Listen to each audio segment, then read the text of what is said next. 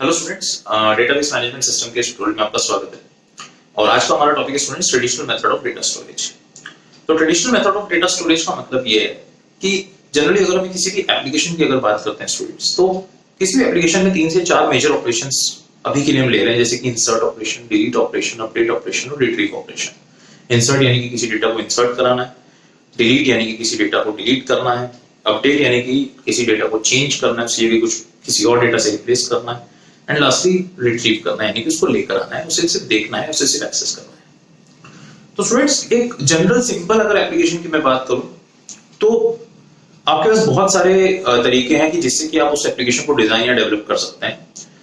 और हर एक एप्लीकेशन के अंदर आपको डेटा को स्टोर तो कराना पड़ेगा, क्योंकि यहाँ पर हम डेटाबेस मैनेजमेंट सिस्टम्स को पढ़ रहे हैं। इसका मतलब हमें इंटर रिलेटेड डेटा को स्टोर कराना पड़ेगा। डेटाबेस की अगर मैं डेफिनेशन की बात करूं तो database is collection of inter related data. लेकिन इस इंटर रिलेटेड डेटा को हम कैसे स्टोर कराते हैं ट्रेडिशनल मेथड के अंदर, वो हम देख रहे हैं। और ट्रेडिशनल मेथड के अंदर क्या क्या प्रॉब्लम्स आएंगी जिसकी वजह से हम डेटाबेस मैनेजमेंट सिस्टम पे गए, डीबीएमएस का हमें करना पड़ा, वो यहां पर हम समझेंगे। तो ट्रेडिशनल मेथड के अंदर फॉर एग्जांपल अगर मैं सिंपल सा एक एप्लीकेशन लेता हूं एक बैंकिंग सिस्टम की, लेकिन उसका भी मैं पार्ट ले रहा हूं। बहुत बैंकिंग सिस्टम आज की तारीख में बहुत वास्ट है, लेकिन मैं उसका छोटा सा एक पार्ट ले रहा हूं। तो अगर मैं जेनेरिक मेथड से जाता हूं या ट्रेडिशनल मेथड से जाता हूं, तो मेरे पास फॉर एग्जांपल 4 डेटा की फाइल है यहाँ पर। हालांकि ऐसे तो बहुत सारी सकती है, लेकिन मैंने सिर्फ 4 फाइल्स को लिए।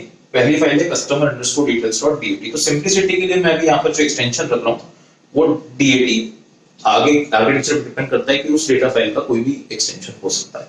Just for the sake of simplicity मैंने डेटा फाइल आपको बताने के लिए कि डेटा फाइल कैसी होती है।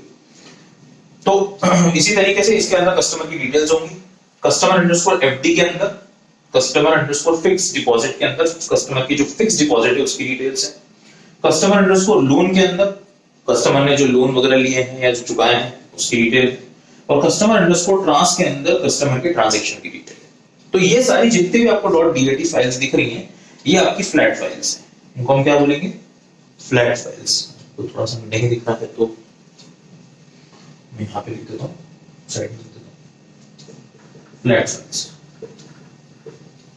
फ्लैट फाइल्स क्यों? क्योंकि ये एज इट इज आपके फिजिकल स्टोरेज के ऊपर फ्लैट यानी कि बैठी हुई है, इसीलिए हम इसको फ्लैट फाइल्स बोल रहे हैं। क्योंकि फिजिकल स्टोरेज जो आपका है, हम हार्ड डिस्क बोलना थोड़ा सा अभी सही नहीं होगा, क्योंकि फिजिकल स्टोरेज यहाँ पर इतना सा नहीं होगा किसी भी 4 फाइल को कंटेन कर रहे। फिजिकल स्टोरेज में तो बहुत बड़ी चीज, एक जनरलाइज्ड टर्म है, इसलिए मैं फिजिकल स्टोरेज टर्म का यूज कर रहा हूँ। तो फिजिकल स्टोरेज के ऊपर जो कि ये फाइल्स बैठी हुई हैं, इसलिए इनको फ्लैट फाइल्स बोल रहे हैं। पहली चीज है। दूसरी चीज, इन फाइल्स को अगर आप देखेंगे तो एक्सेस जो है वो फाइल सिस्टम से ही किया जा रहा है। तो फाइल सिस्टम एक ऑपरेटिंग सिस्टम का एक पार्ट है जो क्या करेगा, इन फाइल्स को एक्सेस करेगा। तीसरी चीज अगर आप देखें तो इसके ऊपर, जिसके ऊपर वाले लेवल, ये 3 लेवल है, first level, second level, third level. अगर फर्स्ट लेवल पे अगर हम देखें तो हमारे पास 3 एप्लीकेशन प्रोग्राम्स हैं जो कि क्या कर रहे हैं, जो कि इन पर्टिकुलर फाइल्स को एक्सेस करेंगे with the help of file system. तो लोन प्रोसेसिंग मेरा एक एप्लीकेशन प्रोग्राम। अब लोन प्रोसेसिंग एप्लीकेशन प्रोग्राम, इसका मतलब अगर लोन प्रोसेसिंग से रिलेटेड, अगर कस्टमर लोन की जो डेट फाइल है, जो डेटा फाइल है, उसमें हमें कुछ इंसर्ट, अपडेट, डिलीट या रिट्रीव करना है, तो मैं लोन प्रोसेसिंग के प्रोग्राम की मदद से वो करूंगा। सपोज मेरी सिंपल सा एक मुझे ये चाहिए कि आज की तारीख में कितने कस्टमर्स ने लोन लिया है, तो मुझे उसके लिए एक एप्लीकेशन प्रोग्राम लिखना पड़ेगा। मैं आपको ये समझाना चाह रहा हूं। सेकंड है फिक्स डिपॉजिट प्रोसेसिंग। तो अगर मुझे फिक्स डिपॉजिट वाली फाइल में कुछ इंसर्ट, अपडेट, डिलीट, रिट्रीव करना है, तो उसके लिए मुझे फिक्स डिपॉजिट प्रोसेसिंग। सपोज आज कितने कस्टमर्स ने नई फिक्स डिपॉजिट ओपन किए हैं, फिक्स डिपॉजिट अकाउंट्स ओपन किए हैं, तो उसके लिए मुझे फिक्स डिपॉजिट प्रोसेसिंग नाम से एक एप्लीकेशन प्रोग्राम जो है मेरा यहाँ पे प्रेजेंट है, जो ये मुझे बताएगा, वो भी इस पर्टिकुलर फैसिलिटी के लिए। कौन सी फैसिलिटी? कि आज कितने कस्टमर्स ने फिक्स डिपॉजिट अकाउंट ओपन किया है। थर्ड मेरा ट्रांजैक्शन प्रोसेसिंग का एक एप्लीकेशन प्रोग्राम। अगेन अब ये एप्लीकेशन प्रोग्राम क्या करेगा, ये मुझे कस्टमर ट्रांजैक्शन के बारे में बताएगा कि आज कितने कस्टमर्स ने कितने ट्रांजैक्शन किए। फॉर एग्जांपल मुझे ये पता करना है कि आज कितने कस्टमर्स ने किसी पर्टिकुलर कस्टमर के खाते में पैसे डाले हैं, तो ट्रांजैक्शन प्रोसेसिंग का एक एप्लीकेशन प्रोग्राम मुझे लिखना पड़ेगा इस पर्टिकुलर सर्विस को लेने के लिए। राइट, एक फाइल वो छोड़ी कस्टमर डिटेल्स डॉट डीएटी। ये इसलिए मैंने यहाँ पे को कवर नहीं की क्योंकि यहाँ पर ये एक मास्टर फाइल कहलाएगी, क्योंकि आप इसके अंदर वो डिटेल्स को स्टोर कर रहे हैं जो कि परमानेंटली वहां बैठी रहेगी। उसको ज्यादा टाइम आप अपडेट डिलीट या इंसर्ट, उसमें डिलीट अपडेट तो कम से कम ज्यादा टाइम नहीं करोगे। बाकी ये ट्रांजैक्शन फाइल्स कहलाती हैं। जनरल फाइल टर्मिनोलॉजी की अगर मैं बात करूं तो ट्रांजैक्शन फाइल इसलिए कहलाती है क्योंकि इसके अंदर बार बार इंसर्शन अपडेशन डिलीशन होते रहेंगे। ये बार बार फाइल्स जो हैं फ्रीक्वेंटली इनके साथ आप प्रोसेसिंग करोगे, इनको आप एक्सेस करोगे, तो इसलिए ये मास्टर फाइल और ये बाकी सारी ट्रांजैक्शन फाइल। और इसका इस ट्रांजैक्शन से कोई लेना देना नहीं है, वो अलग काम है, ये अलग काम है। तो यहाँ पर students traditional method of data storage अगर आपको मैं एक रिकैप दूं तो ये है कि अगर आपको किसी पर्टिकुलर फ्लैट फाइल के अंदर से किसी डेटा आइटम को एक्सेस करना है या उसके अंदर किसी डेटा आइटम को इंसर्ट करना है या किसी डेटा आइटम को अपडेट करना है या रिट्रीव करना है, तो आपको एक स्पेशलाइज्ड एप्लीकेशन प्रोग्राम लिखना पड़ेगा इन चीजों को करने के लिए। और आपकी पास एक पर्टिकुलर एक स्पेशल लैंग्वेज की आपको जरूरत पड़ेगी, जिससे कि आप क्या करेंगे, आप ऐसे प्रोग्राम्स लिखेंगे। यहाँ पे n नंबर ऑफ प्रोग्राम्स हो सकते हैं। मैंने सिर्फ एक स्क्रीनशॉट लिया, मैंने सिर्फ अभी 3 प्रोग्राम्स की बात करी, आगे और भी प्रोग्राम हो सकते हैं। इसी तरीके से आगे और भी डेटा फाइल हो सकती है। तो जैसे जैसे सिस्टम बड़ा होता जाएगा वैसे वैसे आप क्या करेंगे, आपको ज्यादा एप्लीकेशन प्रोग्राम्स की जरूरत पड़ेगी।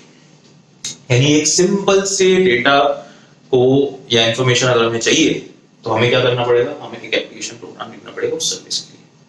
तो इसीलिए यहाँ पर जो प्रॉब्लम्स आती हैं इसके अंदर, वो मैं यहाँ पर मेंशन कर रहा हूँ जल्दी से, और फिर इस लेक्चर को हम फिनिश करते हैं, नेक्स्ट उस पे जाएंगे। तो प्रॉब्लम्स जो है data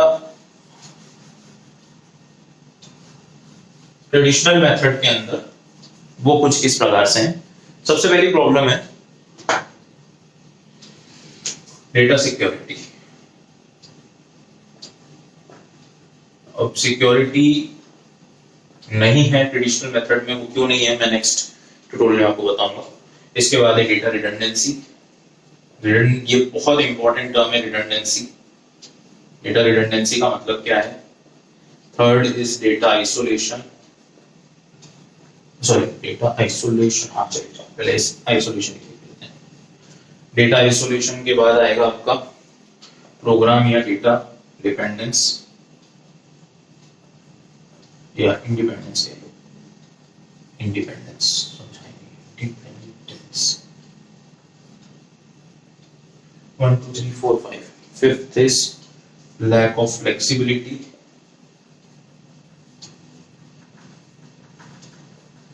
and last is concurrent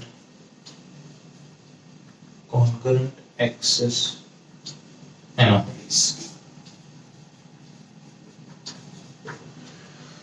तो ये 6 प्रॉब्लम्स हैं आपके traditional method of data storage के अंदर। डेटा सिक्योर नहीं है, डेटा के अंदर रिडंडेंसी आती है, आइसोलेटेड डेटा आपको नहीं मिलेगा, प्रोग्राम या डेटा इंडिपेंडेंस या इंडिपेंडेंस नहीं, डिपेंडेंस की प्रॉब्लम रहेगी, फ्लेक्सिबल नहीं है आपका ट्रेडिशनल मेथड, और कॉन्करेंट एक्सेस एनोमलीज। तो नेक्स्ट ट्यूटोरियल से हम बारी-बारी में देखते हैं कि क्या-क्या ये चीजें हैं, कैसे आपके ट्रेडिशनल मेथड ऑफ स्टोरेज के अंदर ये प्रॉब्लम देंगे। तो thank you students, thank you.